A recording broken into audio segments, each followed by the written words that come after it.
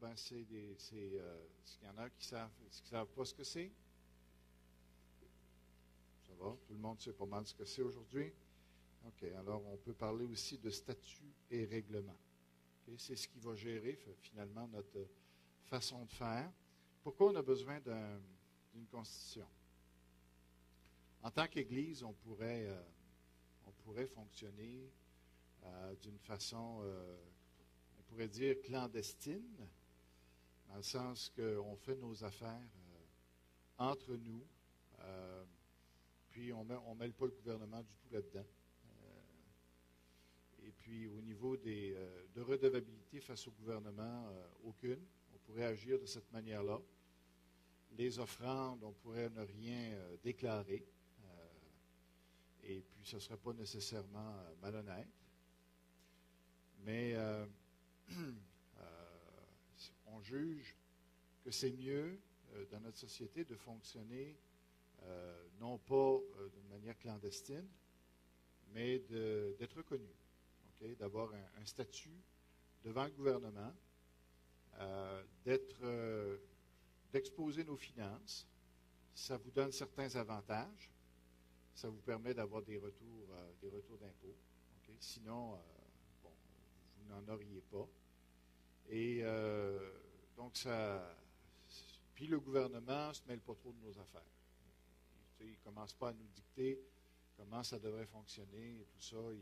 C'est juste qu'ils veulent avoir un certain contrôle de ce qui se passe, des argents qui sont donnés.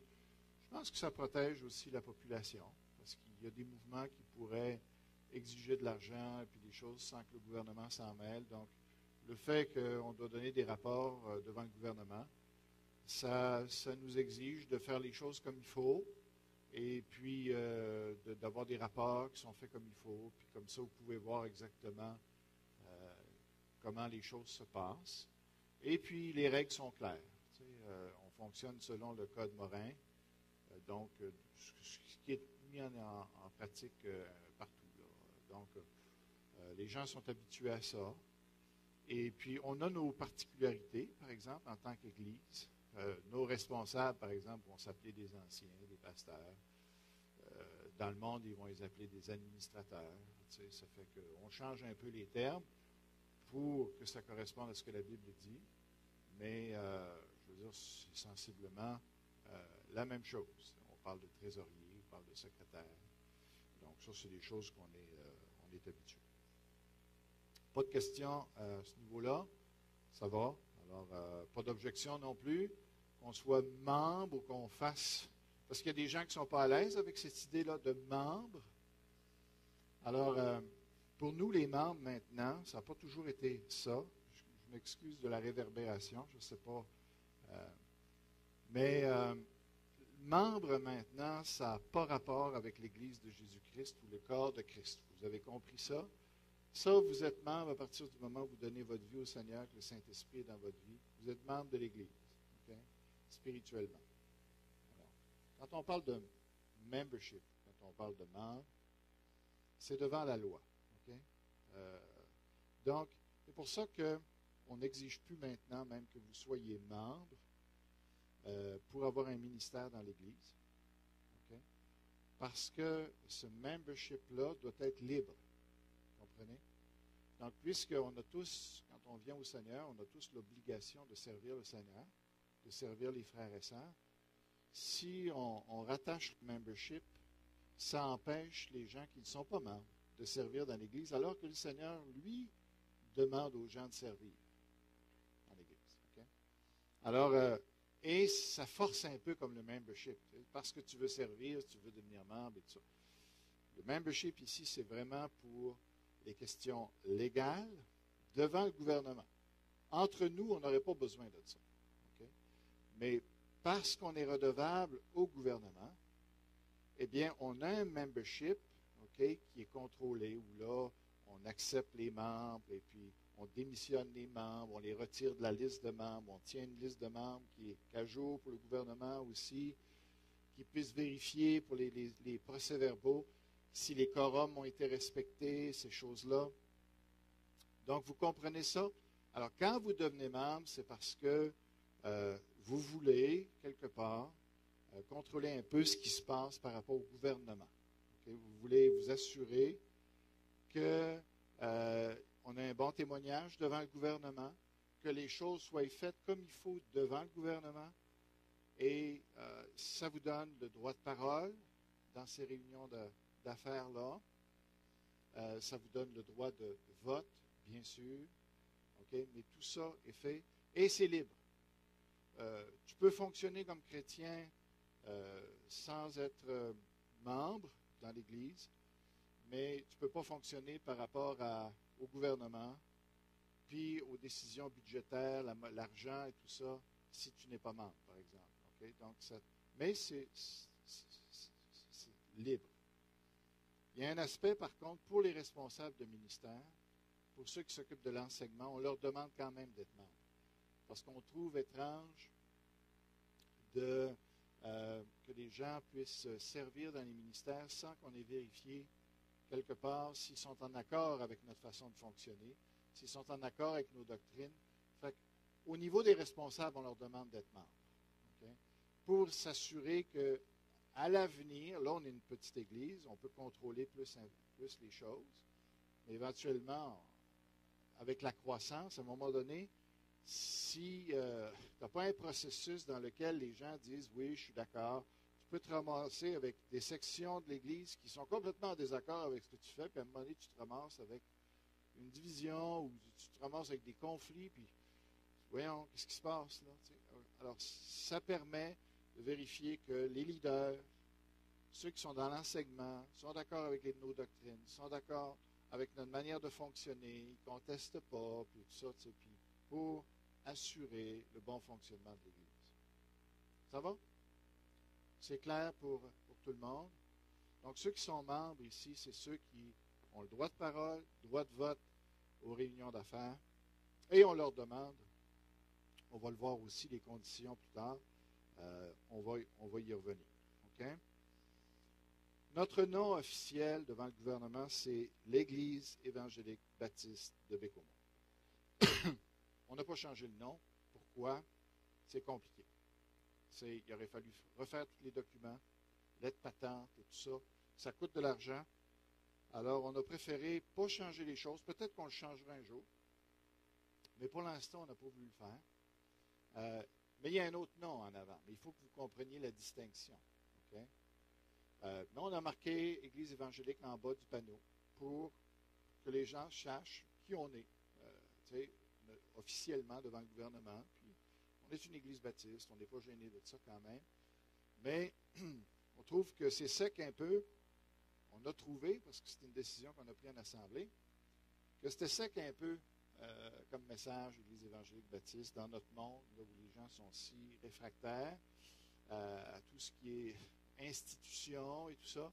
On a décidé ensemble de se donner un nom, okay, pour le public qui correspond plus avec le désir de mission que l'on a, qui est l'Église, l'espoir. Okay? Parce que ça interpelle la population, puis c'est vrai que notre message, c'est l'espoir. L'espoir d'être sauvé, l'espoir de voir Jésus, l'espoir d'être avec lui pour l'éternité. Donc, voilà ce qui explique. Alors, des fois, les gens peuvent vous poser des questions, mais c'est important que vous compreniez là, la dynamique des choses, pour que vous puissiez intelligemment dire, ben voilà pourquoi notre nom, c'est ça, et voilà pourquoi notre nom officiel devant le gouvernement, c'est autre chose. Okay? On n'a pas deux noms. Si on nous demande, c'est quoi votre nom officiel, c'est celui-là que vous allez avoir dans le document. Okay? Pas de questions là-dessus? Bon. Notre mission, oui. Il n'y en a pas. Il n'y en a pas vraiment. Non, il n'y en a pas. C'est deux synonymes. Le mot assemblée nous parle plus. Non, c'est ça. C'est ça. L'assemblée traduit plus cette idée-là.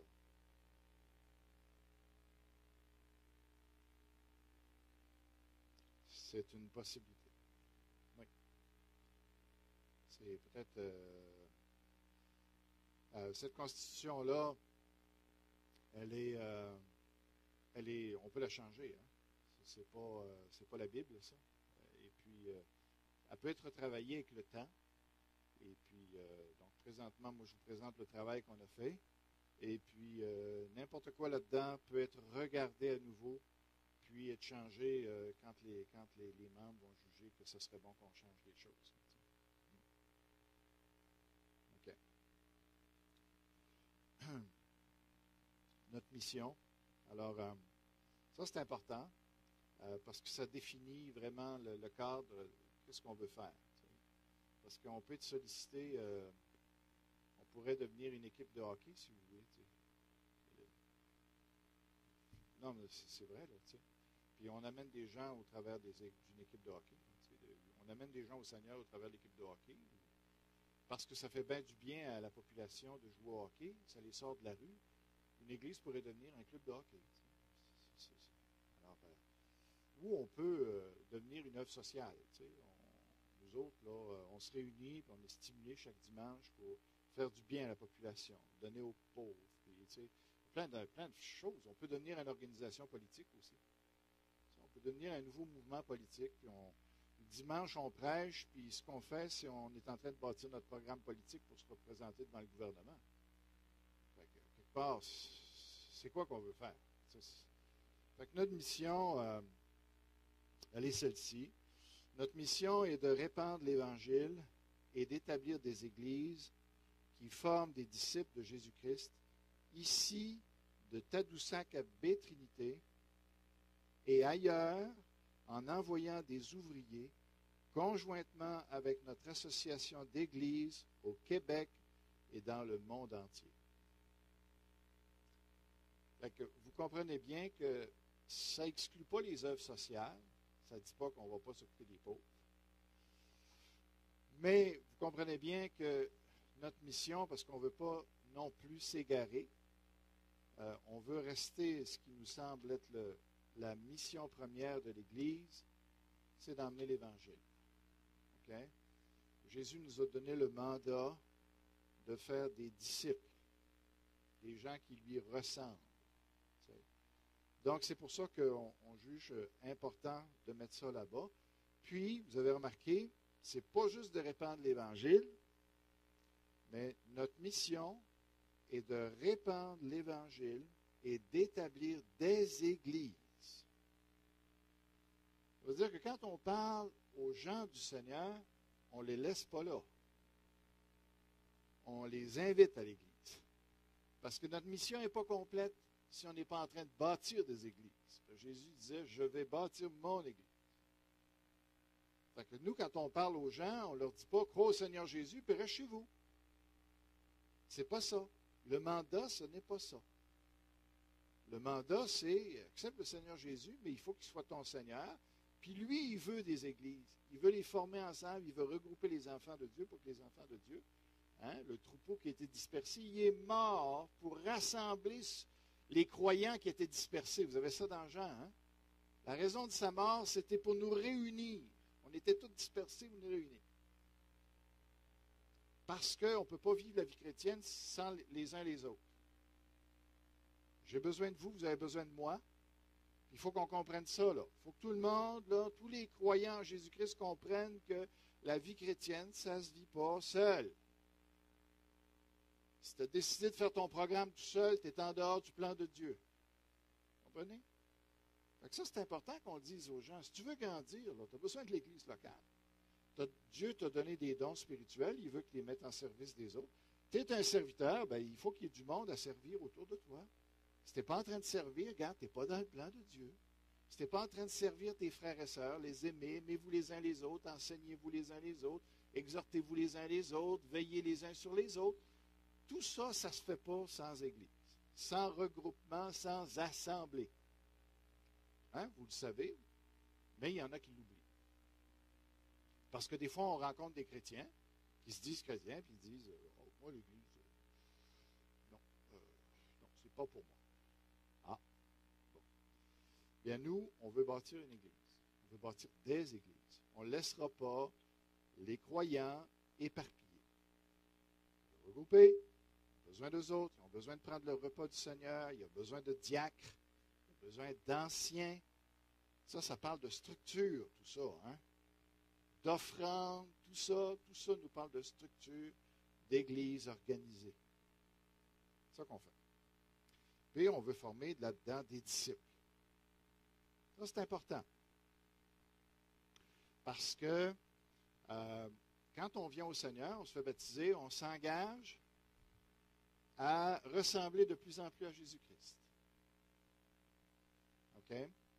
Puis Jésus a dit, vous allez aller par tout le monde, faites des disciples, baptisant au nom du Père et du Fils, et enseignez-leur à observer tout ce que je vous ai prescrit. Donc, c'est pour ça que dans l'Église, ici, on est en train d'essayer de développer un système de parrainage. Si vous n'aimez même pas le mot parrainage, changez-le dans votre tête. Okay? C'est juste qu'on juge qu'on n'accomplira pas vraiment notre mission juste à prêcher comme ça du dimanche matin. Il faut qu'il y ait un accompagnement spirituel les uns par les autres. Un système de parrainage où vous êtes jumelé à quelqu'un, surtout les nouveaux. Là, ce qu'on veut faire, c'est à partir du moment où les gens se font baptiser, qu'il y a quelqu'un qui leur soit jumelé, plus mature qu'eux, qui a plus d'expérience, et qui vont les aider à marcher avec le Seigneur.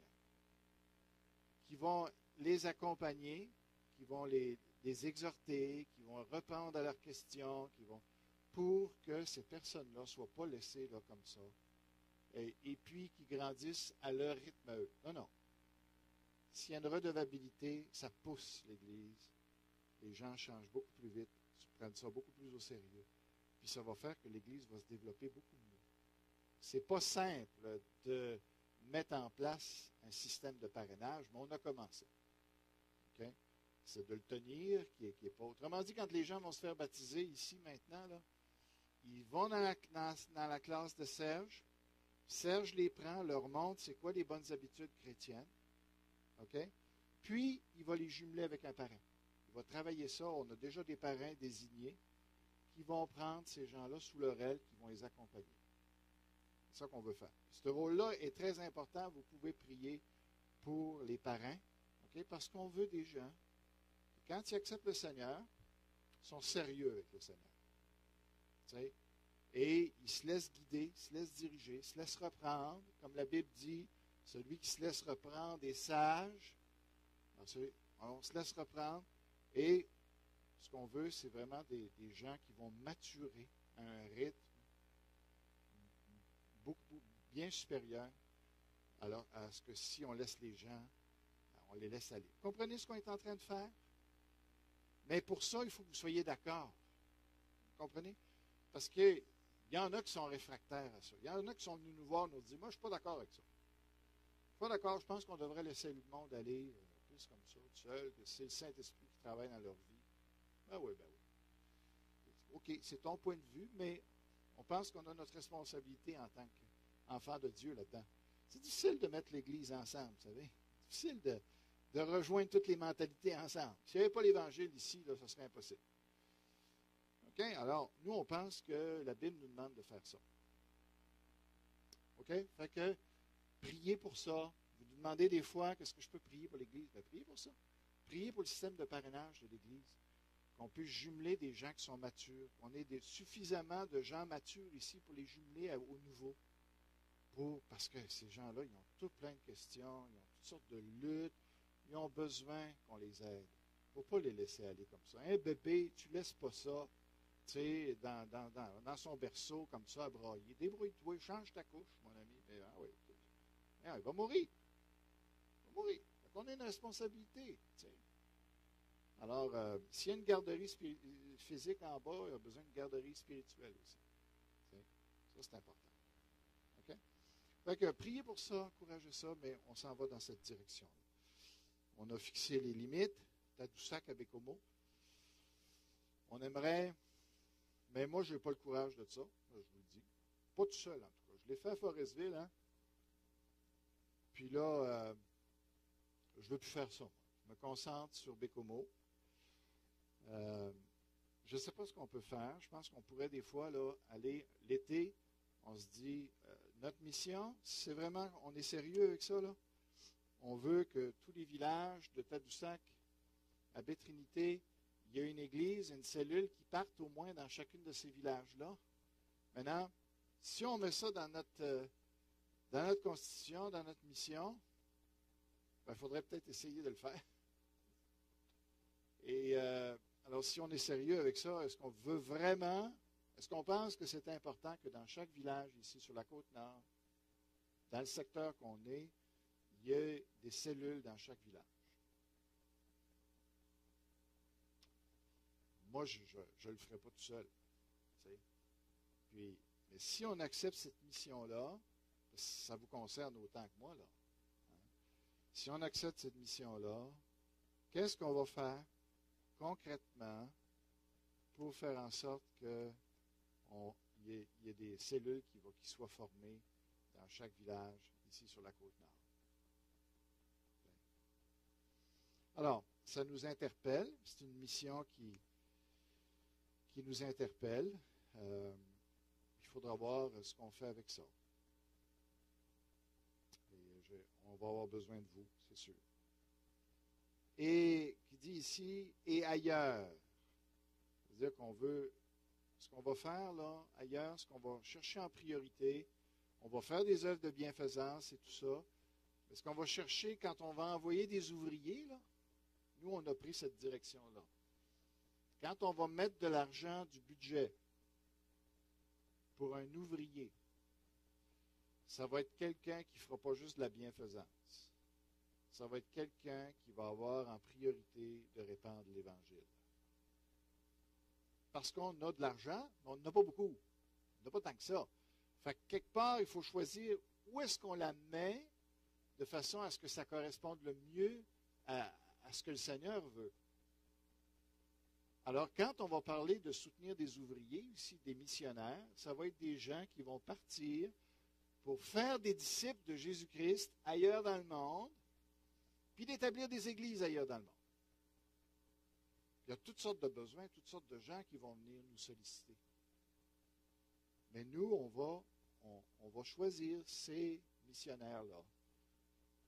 C'est dans cette direction-là. Vous allez voir dans notre prochain budget qu'on va travailler très, très étroitement maintenant avec notre association d'église. On est devenu membre de l'association. Alors, eux autres, ils ont un plan de mission. OK? Ils veulent implanter des églises au Québec. Ça, c'est leur priorité. Ils participent aussi dans envoyer des ouvriers un peu partout dans le monde, mais ils ont un plan concret pour établir des églises ici au Québec. Alors, nous, là, on a pris la décision, en tout cas, il faut que ça soit validé, tout ça au CA, et après ça par vous. Mais si ça passe ces étapes-là, eh bien, ce qu'on va faire, c'est qu'on va se tenir étroitement au courant des plans de l'association.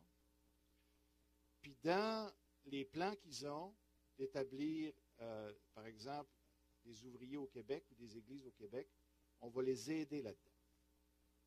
D'une petite part qu'on va faire, on va se joindre avec d'autres églises pour encourager ce plan-là. OK? Fait qu'on n'aura pas, peut-être qu'on aura à un moment donné notre missionnaire à nous, c'est que les autres églises ne sont pas concernées, on va être assez gros pour pouvoir soutenir nos propres missionnaires. Mais en attendant, ce qu'on va faire, c'est qu'on va se joindre avec d'autres églises pour encourager la mission de notre association. Et là, il y a une implantation qui se fait à Saint-Léonard, à Montréal. Un jeune couple qui est supervisé, qui s'en va bâtir une église. Ils ont commencé, ils ont loué un local, ils ont commencé, puis on connaît le couple, on sait que c'est quelqu'un de sérieux. Le jeune qui est là, il est vraiment sérieux. Il a une bonne formation théologique, mais en plus de ça, il a un bon bagage. C'est un homme vraiment de Dieu, un jeune homme. Et puis, on croit dans ce qu'il va faire. Ça fait qu'on va vous proposer à la réunion annuelle, on a mis un montant. Dans le budget, on a proposé un montant pour commencer à le soutenir, pour qu'il puisse commencer à faire le travail là-bas. Ça, c'est, si vous comprenez notre mission, le fait qu'on est membre, puis que ça influence notre mission, eh bien, vous allez comprendre pourquoi on met de l'argent, 1200 $ pour soutenir ce jeune-là à 100 $ par mois dans le ministère là-bas. OK? Vous comprenez cela? En envoyant des ouvriers conjointement avec notre association d'églises au Québec et dans le monde entier. OK? Alors, on ne se limite pas seulement au Québec, mais on va commencer par le Québec. Le Québec a des grands besoins, et puis on va travailler dans cette direction-là. OK? Question par rapport à notre mission? OK. Bon, nous atteindrons notre but avec 7 éléments. Okay? Le premier élément, la prière fervente pour des portes ouvertes, pour des cœurs ouverts et pour des ouvriers. Alors, on va, au Bourien qui est en premier aussi, quelque part, la priorité d'une église, c'est de prier. Okay? Il semble que ce soit la chose la première à faire, celle qui débloque les choses. Si on veut qu'il y ait vraiment des changements dans l'église ici, il faut qu'on soit une église qui prie. D'ailleurs, Serge et moi, on était d'accord de vous proposer un défi cette année. 15 minutes. Prenez 15 minutes de votre temps pour prier pour l'Église. 15 minutes par jour. De consacrer ça pour prier pour les frères et sœurs, pour la mission de l'Église, pour l'association. De prendre ça. Alors, moi, j'espère vous le marquer sur le mur ici, d'une certaine façon, 15 minutes, pour nous rappeler qu'on est sérieux avec ça. Il y en a qui peuvent prendre 2 heures, si vous voulez. Mais on juge que 15 minutes, si tu veux faire ça 5-5-5, c'est ton affaire à toi, puis c'est pas une loi. Mais c'est pour qu'on prenne au sérieux cette mission-là, puis la façon d'y arriver, c'est qu'il faut qu'on prie. Alors, on a jugé que la façon la plus simple, c'est quand tu es chez toi, prie. C'est compliqué de venir se réunir et tout ça des fois. Bien, au moins chez toi, dans ton auto, pendant que tu es en voyage, c'est intentionnel. Prie. Prie. Peut-être que ce n'est pas juste dans ta chambre que tu vas prier 15 minutes. Peut-être que ça va être en voyage. Mais prions pour l'Église. On va vous aider avec ça. On va vous donner l'information qu'il faut pour bien prier. Mais on va s'en aller avec ça. Mais la prière fervente. Comment est-ce qu'on va atteindre ça? Par la prière. S'il n'y a pas de prière dans l'Église, on n'avancera jamais. Fait que, alors il faut qu'on reste focusé par rapport à ça. Des portes ouvertes, parce que la Bible nous demande de prier pour des portes ouvertes. Des opportunités, des occasions. Des cœurs ouverts, oui, c'est évident. Et des ouvriers. Vous allez souvent entendre parler de prier pour des ouvriers. Parce que si on est sérieux avec la mission, il faut vraiment l'accomplir, la mission. Puis ça, c'est Dieu qui peut susciter des ouvriers. Fait que souvent, on va parler de prions pour des ouvriers. Vous allez m'entendre souvent dans les cellules de prière, Seigneur, donne des ouvriers. Donne des ouvriers. Puis quand vous allez m'entendre le dimanche matin, je vais souvent dire, il faut qu'il y ait des gens qui se lèvent ici de l'Assemblée là, pour aller dans le service missionnaire. N'importe qui ici. Le Seigneur peut toucher son cœur à un moment donné et dire, je me sens appelé à la mission. OK? Fait que, on croit que vraiment, il faut qu'on se mobilise. Et c'est n'importe qui ici peut être mobilisé par le Seigneur pour aller en mission ou pour entreprendre une mission pour Dieu. OK? Alors, on prie pour ça. Et on va voir ce que Dieu va faire. Et déjà, il y a 3 personnes de l'Église, après qu'on a commencé à prier ça, il y a 3 personnes de l'Église qui m'ont dit à moi personnellement, je me sens appelé au ministère. OK? Alors, gloire à Dieu. C'est le fun. Alors, Frédéric en est un, je vous le dis, priez pour Frédéric. Lui, il se sent vraiment appelé à la mission. OK? Puis là, il va commencer son programme de formation. Alors, il faut prier pour Frédéric. Mais ça, c'est une réponse de Dieu, du fait qu'on a commencé à prier, dire, envoie des ouvriers, Seigneur. Ça, c'est vraiment quelque chose qui est une passion pour moi maintenant. envoie des ouvriers. Envoie des ouvriers. Il faut vraiment qu'il y ait des ouvriers qui partent. OK? Alors, ça va être quelque chose que vous allez entendre parler. Donc, il faut prier pour, si on veut des ouvriers, si on veut répandre l'Évangile partout, bien, ça prend des ouvriers. Puis ça prend des opportunités, donc il faut prier. Ça va? Deuxièmement, la prédication de l'Évangile par le Saint-Esprit. Vous comprenez les mots? Hein? Alors, on ne veut pas juste prêcher, mais on veut prêcher, puis que l'onction du Saint-Esprit soit avec nous autres pour répandre l'Évangile. Mais c'est ça qu'on a à faire dans notre mission, là, par rapport aux gens du monde, par rapport à l'Église. Il faut prêcher l'Évangile. Et rester l'Évangile. Vraiment la parole de Dieu. Là. On ne veut pas autre chose. Là. C'est vraiment ça. Que ça fasse l'affaire du monde ou pas. Donc, je pense que vous êtes d'accord avec ça. Pas de problème. L'accompagnement spirituel pour faire des chrétiens matures. Je vous en ai déjà parlé. Fait qu'on ne va pas juste parler en avant. On va se coller auprès des nouveaux particulièrement. Puis on va leur dire, allez, il faut y aller, il faut marcher. Alors, si ça fait longtemps, surtout que vous connaissez le Seigneur, là, sentez l'appel de Dieu de prendre sous votre aile des nouveaux. Vous n'avez plus de bébés à la maison, là, vous pouvez prendre des bébés dans la foi. Puis les emmener, puis leur expliquer comment, c'est quoi tes expériences. Tu n'as pas besoin d'être un pasteur, pas besoin d'être un docteur pour faire ça. Tu fais juste lui dire, regarde, moi j'ai passé par là, puis ils vont passer vers des problèmes de couple, leur dire, ah, moi, nous autres aussi, ça nous est arrivé, tu sais. Puis regarde comment est-ce qu'on a tu sais, réglé ça, comment est-ce qu'on a travaillé là-dedans. Hey, ça, c'est notre travail, ça, tu sais. Puis si on est en train de faire ça, vous allez être stimulé spirituellement incroyablement. Puis tu vas venir à l'église, puis tu vas avoir faim, tu vas avoir soif, parce que pourquoi? Parce que tu as brûlé ton gras. Tu sais? Il faut qu'on brûle notre gras, là. Parce que si on ne brûle pas le gras, après ça, il me semble qu'on a moins faim. Tu sais? Quand on a bu, tu sais, on a pris notre énergie, on a dépensé, on arrive à table, et les travailleurs, là. OK. Quatrièmement, l'appel renouvelé à des missions et à la mission. Maintenant, on a pris la décision que vous allez entendre régulièrement des missionnaires qui vont venir. J'étais réfractaire à ça un temps, parce que je ne voulais pas qu'il y ait des sollicitations financières de tout bas de côté. Mais j'ai réalisé que je ne faisais pas bien. Je réalisais que ça nous fait du bien d'entendre parler de ce qui se fait ailleurs. Ça nous stimule dans notre foi, ça nous sollicite. Je me suis dit, wow! Puis je les avertis, je dis, écoutez, attendez-vous pas qu'on va vous soutenir financièrement. On peut vous soutenir dans la prière.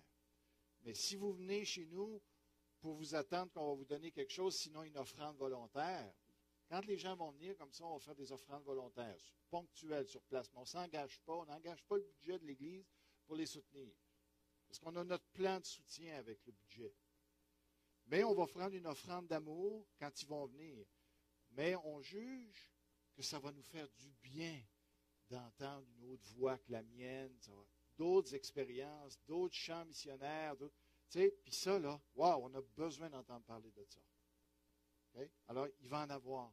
Ceux qui vont vouloir venir faire une présentation missionnaire, on va les inviter à venir, puis vous allez en avoir. Okay? Fait que ça, pour garder le focus sur la mission, il faut qu'on entende parler régulièrement de la mission. C'est pour ça que vous allez avoir des présentations comme ça. Êtes-vous d'accord avec ça? M'écoutez, là? Oui? Nicole?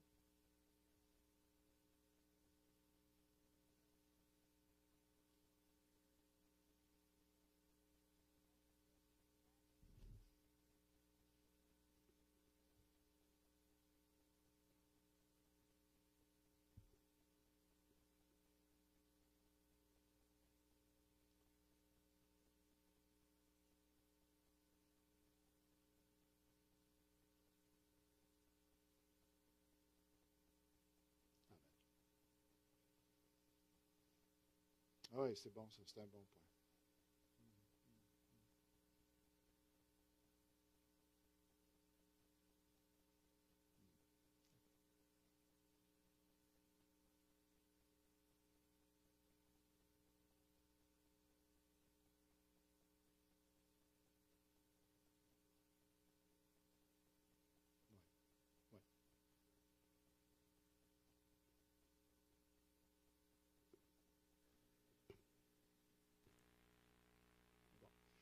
je dois arrêter là.